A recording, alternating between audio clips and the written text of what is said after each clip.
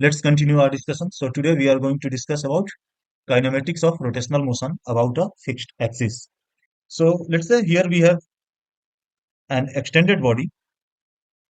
This is an extended body, and this body is rotating about this axis, and this axis we can take as z axis, or you can call it g axis, whatever you like to call. This is y axis and this is x axis.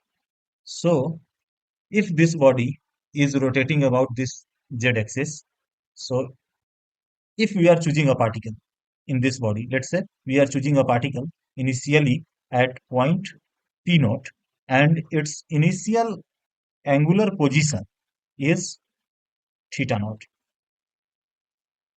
After time t, this particle comes to a new angular position. Let's say this is point P, and the angular position is now theta. And while moving from P naught to P, the time taken is t. So we can say at P naught t equals to 0, and at point P this t equals to t. Okay.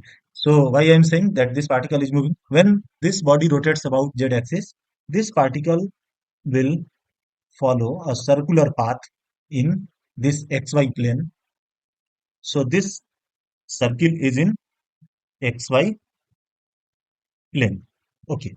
Now we can say at time t equals to 0, its initial angular position is theta naught, and at time t equals to t, its final angular position is, let's say, theta.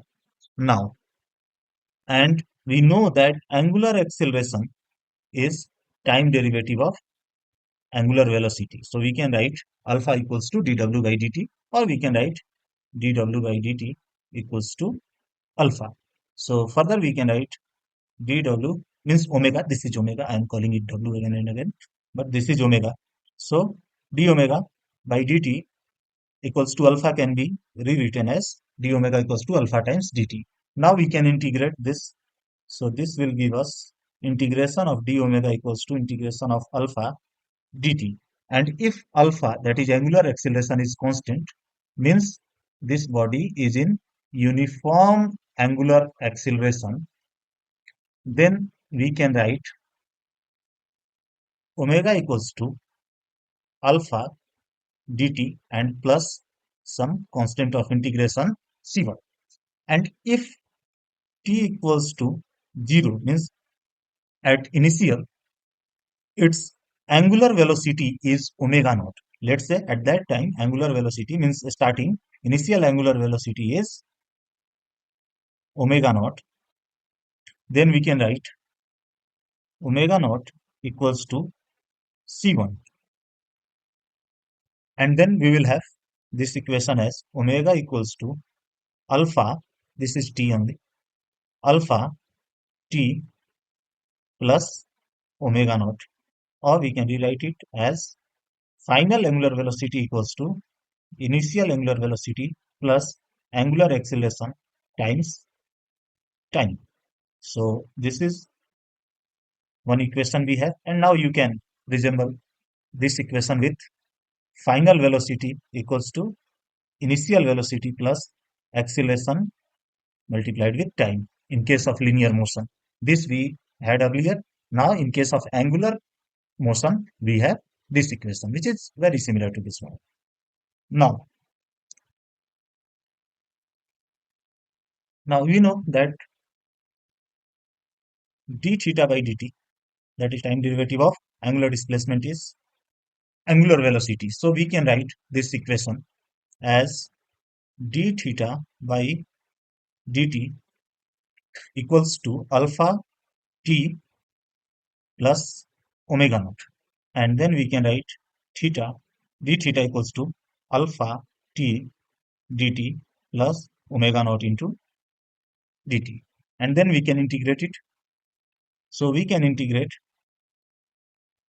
d theta equals to alpha t dt plus omega naught dt.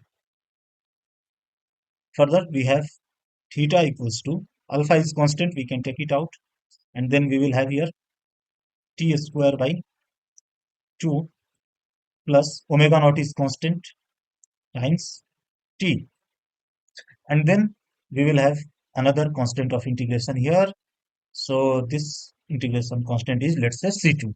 So as we know, at time t equals to 0, this theta is theta naught, that is initial angular position. So we can write theta naught equals to, this term will be 0.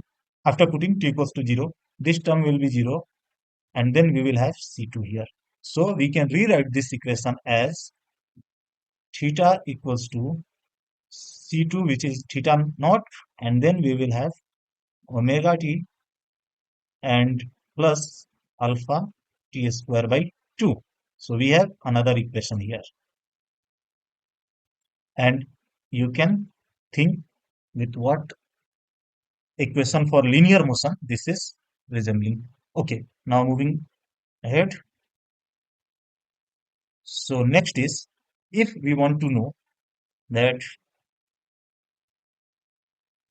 angular displacement, this is equal to average angular velocity, average angular velocity into time.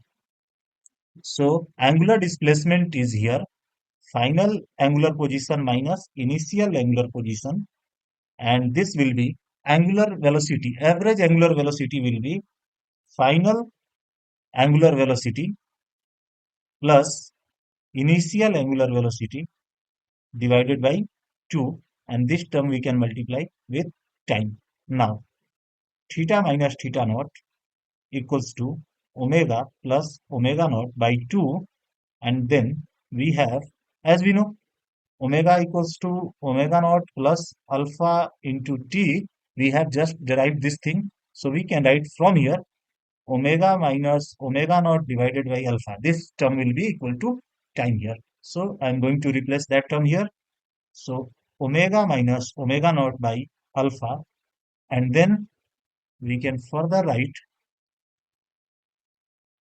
theta minus theta naught equals to omega minus omega naught, this is square, a plus b into a minus b, a square minus b square divided by 2 alpha, and then we will have omega minus omega naught square, omega square minus omega naught square equals to 2 alpha into theta minus theta naught.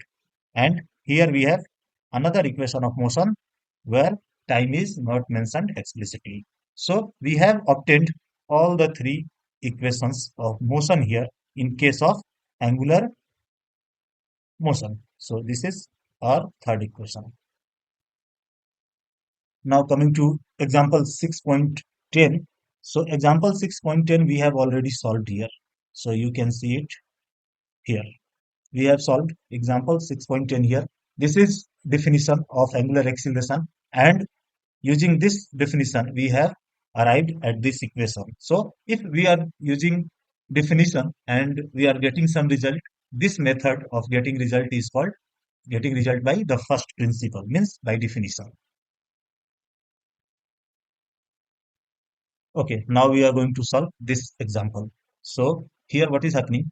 The angular speed of a motor wheel is increased from 1200 rpm, rpm means round per minute, to 3120 rpm in 16 seconds. So the situation is, we have initial angular velocity given here. So omega naught is 1200 round per minute.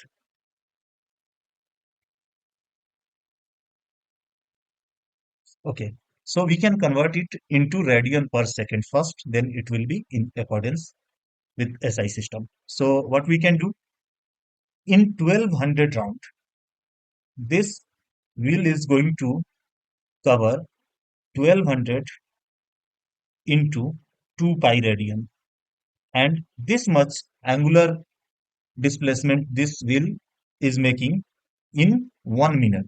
So in 16 second. This much radian in 16 seconds. So we can get it in 1 second. So, okay, let me make some more space here. So 60 second is giving us this much angular displacement. So in 1 second, this wheel is going to cover this much radian. Then we can do 20, and then we will have 40 pi radian. So we have angular velocity, initial angular velocity is 40 pi radian per second. Now, in the similar way, we can go for final angular velocity, and this will be 3120 RPM, or revolution per minute, or round per minute, and this can be written as 3120 into 2 pi divided by 60 radian per second. So this will be 652, and then this will be 104 pi radian per second. Now we have final angular velocity, we have initial angular velocity. We can find out what is angular acceleration. So we can find out omega minus omega naught divided by t, which will be 104 pi minus 40 pi divided by t, which is time, and time is 16 seconds. So we can write here divided by 16, and this is acceleration. So it will be in radian per square second. So this will be 6 and 4, 64 pi divided by 16 radian per square second, and ultimately it will be 4 pi radian per square second. Now, moving to the next part, this was the first part where we had to find out acceleration, angular acceleration, and now how many revolutions does the engine make during this time? So we have to find out angular displacement also. So we can do it by just using this formula. So final position will be initial position plus omega naught t plus alpha t square by 2, and let's say it is starting from 0, means initial position, angular position is 0. So we will have omega naught, which is 40 pi radian per second, and then into t, which is 16, and plus alpha, which is 4 pi divided by 2 and 16 square, and this is in radian, so we can write it radian. So you can solve it, and then ultimately you will have here 1152 pi radian. So this is in radian. We can calculate how many revolutions are there in this much angular displacement. So the number of revolutions. So in one revolution, it covers 2 pi radian. So we have to divide this radian divided by 2 pi, and then we will get the number of revolutions. So this will be 5, and then 7, and then 6. 576 revolutions. So this is all for this video.